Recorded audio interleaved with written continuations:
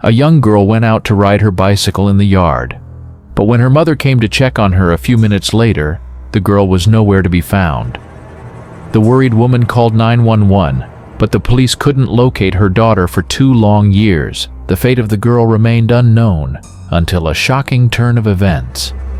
Detectives finally uncovered the truth about her disappearance, but none of them expected the truth to be so heinous.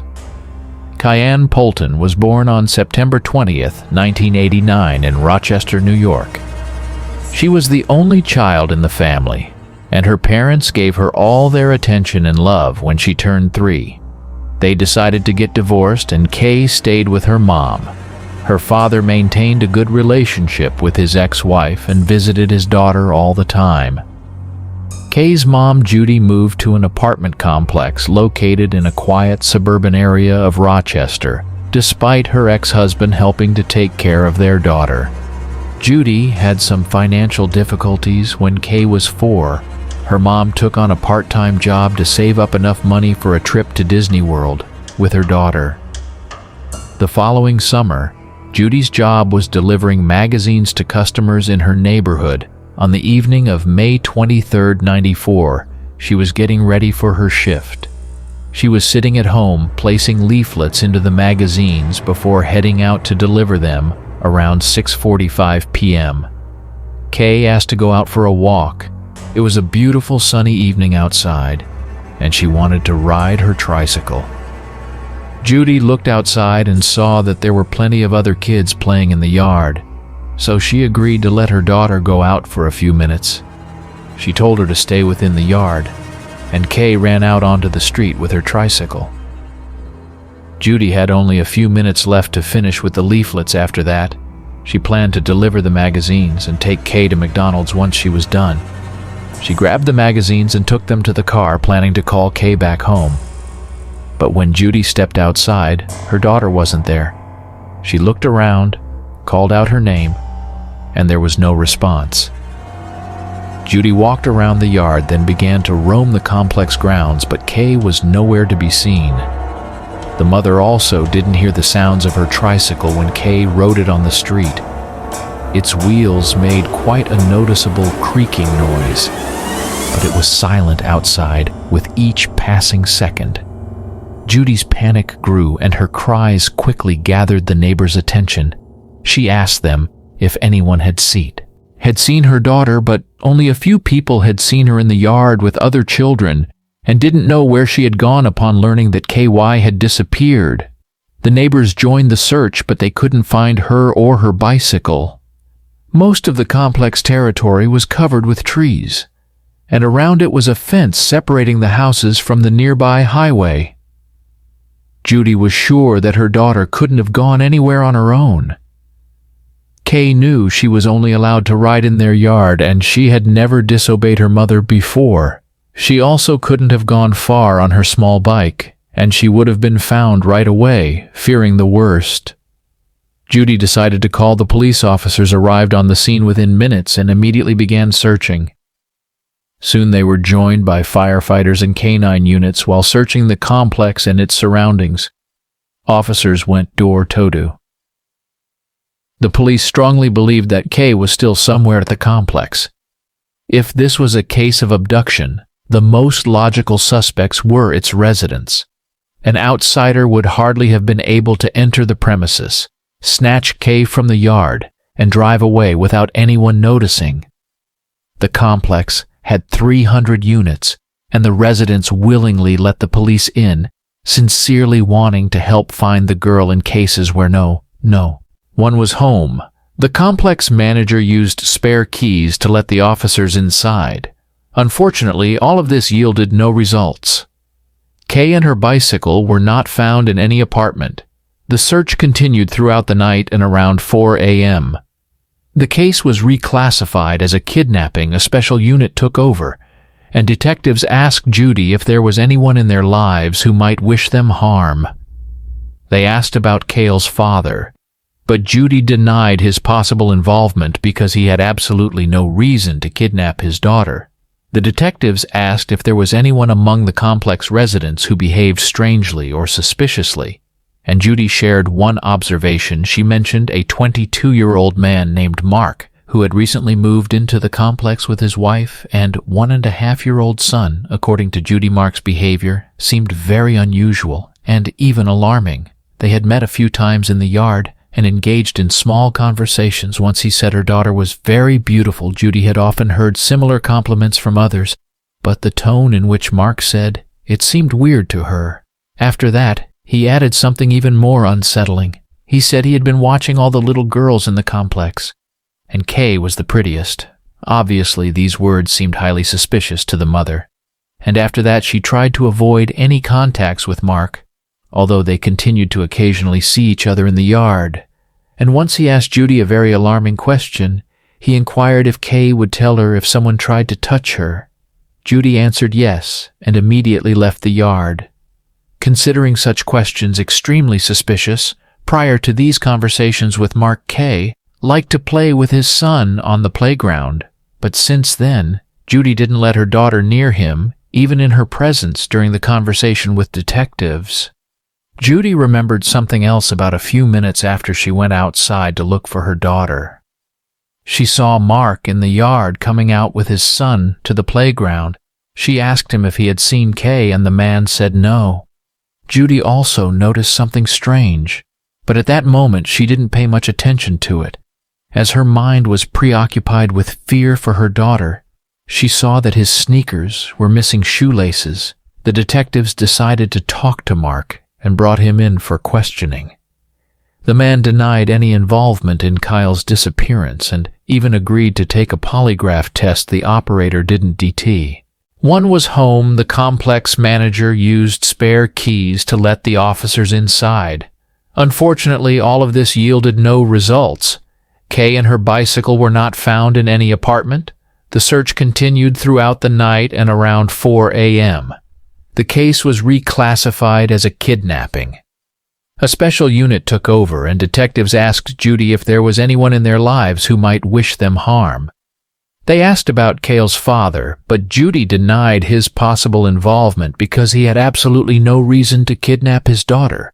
The detectives asked if there was anyone among the complex residents who behaved strangely or suspiciously, and Judy shared one observation. She mentioned a 22-year-old man named Mark, who had recently moved into the complex with his wife and 1.5-year-old son. According to Judy, Mark's behavior seemed very unusual and even alarming. They had met a few times in the yard and engaged in small conversations. Once he said her daughter was very beautiful. Judy had often heard similar compliments from others, but the tone in which Mark said it seemed weird to her. After that, he added something even more unsettling. He said he had been watching all the little girls in the complex, and Kay was the prettiest. Obviously, these words seemed highly suspicious to the mother, and after that she tried to avoid any contacts with Mark, although they continued to occasionally see each other in the yard. And once he asked Judy a very alarming question. He inquired if Kay would tell her if someone tried to touch her.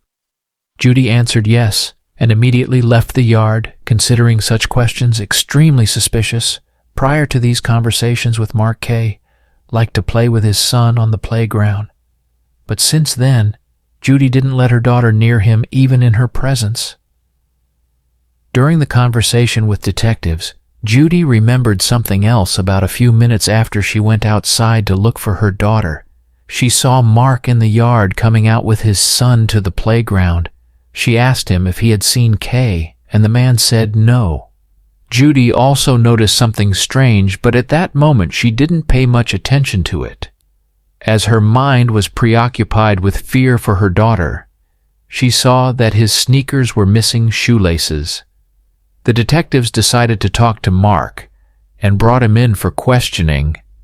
The man denied any involvement in Kyle's disappearance and even agreed to take a polygraph test the operator didn't detect any false answers, so Mark had to be released also. Judy herself basically provided him with an alibi, as she saw the man on the playground with his son at the exact time when she was looking for her daughter. The police also searched his apartment in the early hours of the investigation, but they didn't find Kayle's bicycle or the girl herself. Thus, Mark stopped being considered a suspect, and the detectives continued their investigation with no leads in hand. They began to check Judy for possible involvement in her daughter's disappearance. Judy understood that this was a standard procedure and repeatedly answered all their questions. However, the fact that the police, lacking other suspects, were spending so much time on her only added to her suffering. Information about Kyle's disappearance soon appeared in local news, as well as on billboards and flyers throughout the city. The police received numerous calls with tips, the total number of which quickly exceeded 1,000, and investigators quickly checked on each one. Unfortunately, they all led to dead ends, and eventually the case went cold for months. Despite the lack of progress, Judy never stopped hoping to find her daughter alive. She left her job and dedicated all her time to search. She's been printing and posting flyers, contacting various media outlets, and overall doing everything to keep the case in the public eye. She was also joined by some compassionate people who not only helped distribute flyers, but also managed to raise $100,000, which was offered as a reward for any useful information about Cale's disappearance. Judy even mentioned to get this case covered on national television. She was invited to the Oprah Winfrey Show, and information about her daughter's disappearance appeared twice on a popular TV show dedicated to unsolved crimes. Judy also collaborated with local businesses to have flyers with information about Cale's disappearance, constantly present in their offices, establishments, and on commercial vehicles. She even persuaded 2 airlines to include these flyers in envelopes with tickets. All of this helped to gather new leads, and the police diligently investigated each one, but they never managed to come close to solving the case. This went on for 2 years until something unexpected happened on August 9th, 1996. A woman called the police and told them about a serious argument she had with her husband.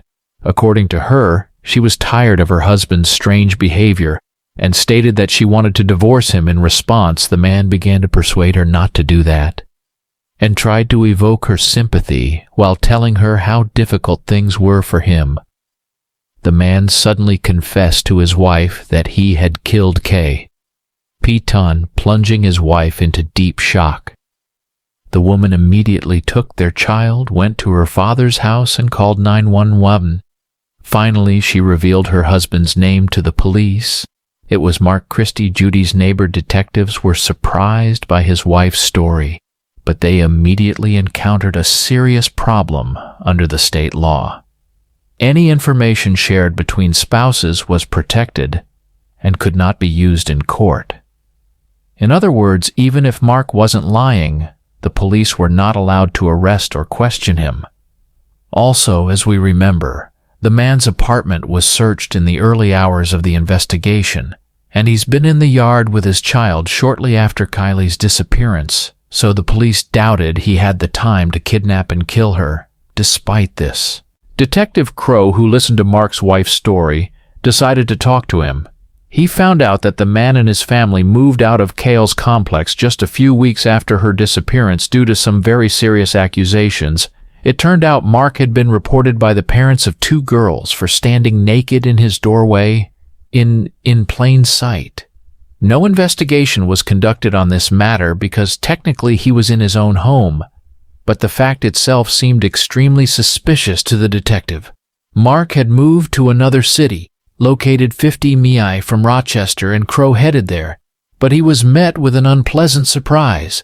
Instead of Mark, his mother opened the door and said that her son wouldn't talk to the police without a lawyer present, whom they had already called. It seemed that Mark had learned about his wife called to the police, and Detective Crow realized there wasn't much for him to do in this situation, since a confession made to his spouse couldn't be used in court. Mark's lawyer could easily prohibit the police from speaking to his client, allowing Mark to continue living freely without fear of prosecution. But Crow wasn't ready to give up yet. While he was talking to Mark's mother, the man himself eventually came out, and the detective managed to convince him that he just wanted to ask a few questions about Kay's case. Crow suggested they drive to the nearest restaurant and chat over a cup of coffee. To his surprise, Mark agreed, but on the condition that the detective would take him to his lawyer afterward. They stopped at an Italian restaurant nearby, and during the whole time the detective engaged in casual conversation with Mark, trying not to push things or pressure him. And this tactic paid off while they were waiting for their order. Mark suddenly started talking. He expressed regret for what he had done to Kay, saying that his actions had haunted him for the past 2 years. According to him, he constantly saw Kaylee in the news and on flyers, and her face haunted him everywhere. Crow continued to proceed cautiously, not wanting to spook Mark with excessive pressure. He had known him since the early days of the investigation, but this wasn't their first conversation. Crow believed that Mark was proud of himself because he outsmarted police and avoided punishment, so the detective decided to play on his ego. He told Mark that he had indeed managed to deceive the entire team of investigators working on the case, and the Tanai. This tactic proved effective. Mark replied that he didn't want to sound like he was proud of himself, but the way he got rid of the bicycle was truly ingenious. Mark asked the detective if he wanted to know the details. However, he warned him he would only talk about the bicycle and nothing more. Crow continued to maintain a soft, even friendly tone to avoid scaring Mark and to gather as much information as possible, reassuring him that he didn't have to talk about anything he didn't want to. Then Mark stated that Kayle's tricycle had been in his apartment for 3 days since her disappearance. He knew that police would search every apartment, because when a child is in danger, they don't need a warrant. But there was some sort of loophole in the law. It allowed police to search for a missing child, but not for evidence. It means they could only search places where a child could fit. Mark quickly decided to cut the bike into pieces and hide them in different parts of the apartment that were obviously too small to fit a child. For example, he wrapped some parts in clothes and fit them in closets, while others he placed in small bags and took them out to his car. He then gradually disposed of them, taking the pieces far away from home. Police officers were stationed at the exit of the complex inspecting each car, but like with the apartment, they were only looking for the missing girl. So the small bags didn't attract their attention. Listening to this, Detective Crow realized he had a strong chance of obtaining a full confession from Mark. He began to tell him that perhaps Kay's death wasn't his fault, and it was a tragic accident. In response, Mark asked what present sentence he could face, and Crow replied that most likely it would be around 25 years. Mark said that it would be unfair to him to make him spend half his life behind bars away from his wife and son. He also added that for the past 2 years he had been living in his personal hell, and that should count for something in sentencing. Despite the obvious lack of sense in these words, Crow continued with his tactic and told Mark that perhaps he should ease his suffering and tell what really happened. Mark replied that he is ready to confess everything, but only after talking to a lawyer, of course.